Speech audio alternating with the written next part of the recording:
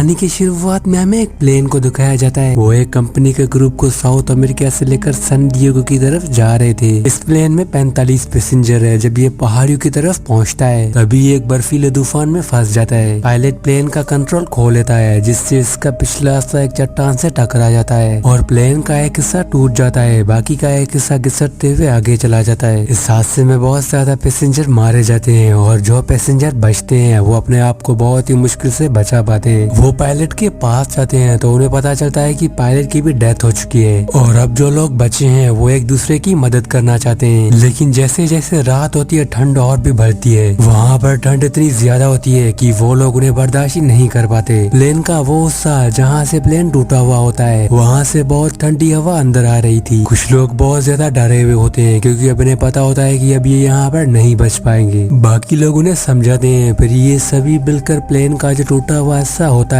वहाँ पर सामान रखकर उन्हें पूरी तरह से बंद कर देते हैं। अगली सुबह उनकी आँख खुलती है तो ये देखती है कि तूफान अब थम चुका है और वहाँ पर उनके और साथी भी मारे गए हैं। जिसके बाद ये सभी बाहर आते हैं। बाहर इतनी ठंड नहीं होती है क्योंकि अब सूरज निकल चुका है, लेकिन उन्हें जल्द से जल्द यहाँ से निकलना होगा क्योंकि ये इस जगह पर ज्यादा देर सरवाइव नहीं कर पाएंगे। इनके पास जो भी खाने का सामान होता है ये सभी उनको एक साथ इकट्ठे करते हैं और वो खाना आपस में बांटते हैं क्योंकि इन्हें पता होता है कि इनके प्लेन की क्रैश होने वाली खबर अब तक सरकार के पास पहुंच गई होगी और जल्दी इनके लिए मदद आएगी। इसीलिए सब लोग मदद के लिए इंतजार करते हैं। जिस जगह पर इनका प्लेन क्रैश हुआ है वो पूरी जगह वैली है। वहाँ पर बड़ी बड़ी चट्टानें हैं जिससे यहाँ से बाहर निकलना बहुत ही मुश्किल होगा। तभी उन्हें आसमान में एक प्लेन दिखाई देता है। वो सब उस प्लेन को देखकर बहुत ही खुश हो जाते हैं क्योंकि वो प्लेन को ढूंढने आया है, लेकिन वो प्लेन इतना दूर होता है कि वो प्लेन वाले इनको नहीं देख पाते। सभी लोग बहुत ही चिल्लाते हैं लेकिन कोई भी फायदा नहीं होता।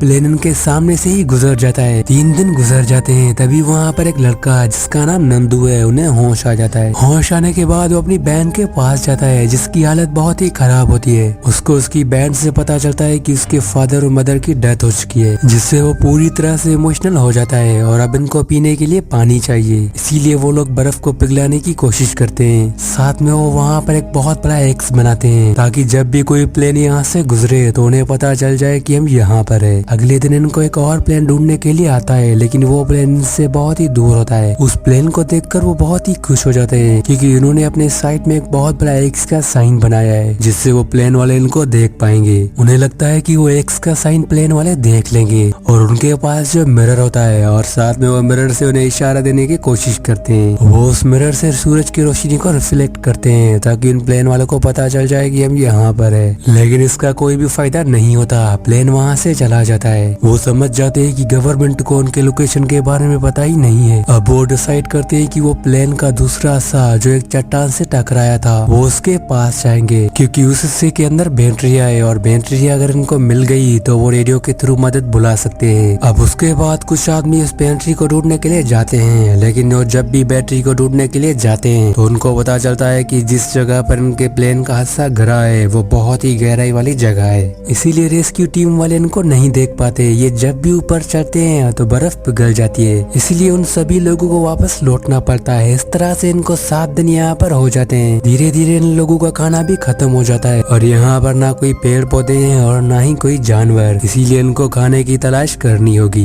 एक दिन फरहान नाम का आदमी कहता है कि अगर मुझे अपने आप को जिंदा रखना होगा तो मैं अपने साथियों की डेड बॉडी को भी खाऊंगा। कुछ लोग फरहान का साथ देते हैं और कुछ लोग कहते हैं कि ये सब नहीं हो पाएगा क्योंकि हम इंसान हैं, इंसान का गोश्त थोड़ी खाएंगे। धीरे धीरे दिन गुजरते हैं और अब इनकी भूख और भी बढ़ती जा रही थी, इसीलिए वो सभी लोग अपने जूते के कवर्स को भी खाने लगते हैं और साथ में कुछ लोग सिगरेट्स को भी खाने लगते हैं। 2 हफ्ते गुजर जाते हैं और अब इनकी हिम्मत जवाब दे देती है। फलांडो जिसकी बहन पूरी तरह से जख्मी है वो भी बहुत ही परेशान होता है। कुछ ही देर के बाद फलांडो की बहन की भी मौत हो जाती है जिससे वो पूरी तरह से अपसेट हो जाता है। फलांडो ने एक एक्सीडेंट में अपने मदर फादर और अपनी बहन को खो दिया है, इसीलिए वो कुछ भी करके यहाँ से निकलना चाहता है। इसीलिए अब इनके पास जो उनके साथियों की डेड बॉडीज पड़ी हुई होती है वो सब उन्हें खाने लगते हैं ताकि वो कुछ दिन सरवाइव कर पाए। कुछ दिन गुजरने के बाद इनको बर्फ में दबा हुआ एक बैग मिलता है। जब ये इस बैग को खोलते हैं तो उसमें एक रेडियो होता है। रेडियो को ऑन करने के बाद इन्हें पता चलता है कि रेडियो में सिग्नल नहीं है, इसीलिए वो लोग वहाँ पर एक एंटीना बनाते हैं जिसकी मदद से वहाँ पर सिग्नल आने लगते हैं। ये रेडियो ओपन करते हैं और रेडियो में इनको न्यूज पता चलती है कि गवर्नमेंट ने इनके लिए 7 बार रेस्क्यू टीम भेज भेजी, लेकिन वो लोग उनको नहीं मिले। इसीलिए गवर्नमेंट ने इन्हें ढूंढना बंद कर लिया, क्योंकि इनको लग रहा है कि इस प्लेन क्रैश में कोई भी आदमी जिंदा नहीं बचा। ये सब देखकर वो सभी लोग पूरी तरह से हताश हो जाते हैं और अब इनको अगर अपनी जान बचानी है तो उन्हें यहाँ से पैदल ही निकलना होगा, क्योंकि इनको ढूंढने के लिए यहाँ पर कोई भी आने नहीं वाला। साथ में यहाँ पर 5 लोग जो कि पहली बार मांस नहीं खा रहे थे और अब उनको वही काम करना पड़ा जिसके वो खिलाफ थे। अगली सुबह 3 लोग यहाँ से जाने का फैसला करते हैं और एक चट्टान पर चढ़ने का फैसला करते हैं। इन लोगों को चलते चलते रात हो जाती है, इसीलिए वो एक जगह पर रुक जाते हैं, लेकिन ऊपर बर्फीली हवाएं होती है जिससे इन लोगों को बहुत ही मुश्किल हो रही थी और साथ में वहाँ पर काफी ज्यादा ठंड थी।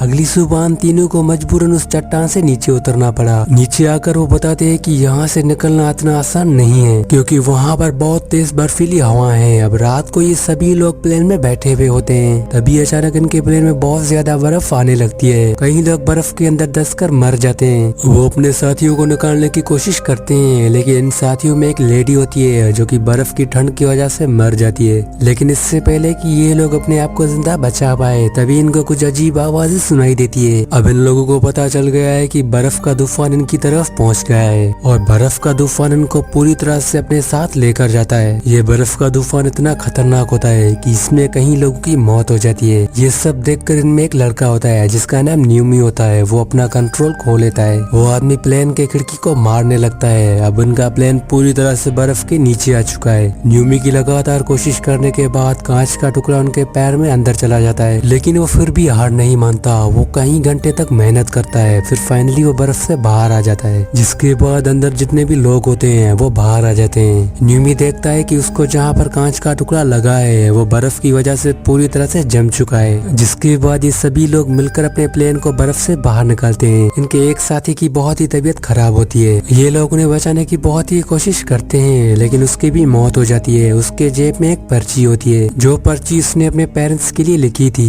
ये उसकी पर्ची को अपने पास रख लेते हैं। इन्हें पता होता है कि अगर इनको अपनी जान बचानी है तो इन्हें यहाँ से निकलने के लिए एक बार कोशिश करनी होगी। इसीलिए 36 दिन गुजरने के बाद न्यूमा अपने कुछ साथियों को लेकर ऊपर चला जाता है, लेकिन कुछ ही दिन ट्रेवल के दौरान न्यूमा नीचे गिर जाता है। उसके साथी उसके पैर के चोट को देखते हैं तो उन्हें पता चलता है कि उसकी हालत बहुत ही खराब है। इसीलिए वो लोग डिसाइड करते हैं कि हमें न्यूमा को लेकर नीचे जाना होगा, लेकिन न्यूमा कहता है कि मैं खुद ही नीचे चला जाऊंगा, तुम ऊपर जाओ। कई घंटे मेहनत करने के बाद वो उस जगह पर पहुंच जाते हैं जहाँ पर उनके प्लेन का पिछला हिस्सा टकराया था, जिसे देखकर वो सभी लोग बहुत ही खुश हो जाते हैं। वो अपने बाकी साथियों को ऊपर आने के लिए बोलते हैं। अब इन्हें यहाँ पर पता चलता है कि इनके पास बहुत ज्यादा खाने का सामान आ चुका है और साथ में उन्हें वहाँ पर बैटरी भी मिल जाती है जिसको उनकी तलाश थी, ताकि वो उस रेडियो को ऑन करके गवर्नमेंट को मैसेज सेंड कर पाए। लेकिन जब ये रेडियो को ओपन करते हैं तो रेडियो से कोई भी रिस्पॉन्स नहीं आता, क्योंकि रेडियो खराब है और अब नीमा की हालत बहुत ही खराब हो चुकी है। इसीलिए वो खाना नहीं खाता, क्योंकि उसको पता होता है कि अब वो जिंदा नहीं बचेगा। इसीलिए वो खाने को वेस्ट नहीं करना चाहता। और साथ में इनको उनके प्लेन के पीछे एक बहुत बड़ा वाटर पैक कपड़ा मिलता है, जिस कपड़े से वो अपने लिए एक स्लीप बैग बनाते हैं। यहाँ पर वो अपने छोटे रेडियो में जो उन्हें पहली बार मिला था, वो उसमें एक न्यूज सुनते हैं कि एयरफोर्स एक बार फिर से इनके लिए रेस्क्यू टीम भेज रही है और ये आखिरी बार होगा कि जब उनको कोई ढूंढने के लिए आएगा। इन सबको यहाँ पर 58 दिन हो चुके हैं। न्यूमा जो कि अपनी जिंदगी की आखिरी सांसें ले रहा था, मरने से पहले वो अपने साथियों को कहता है कि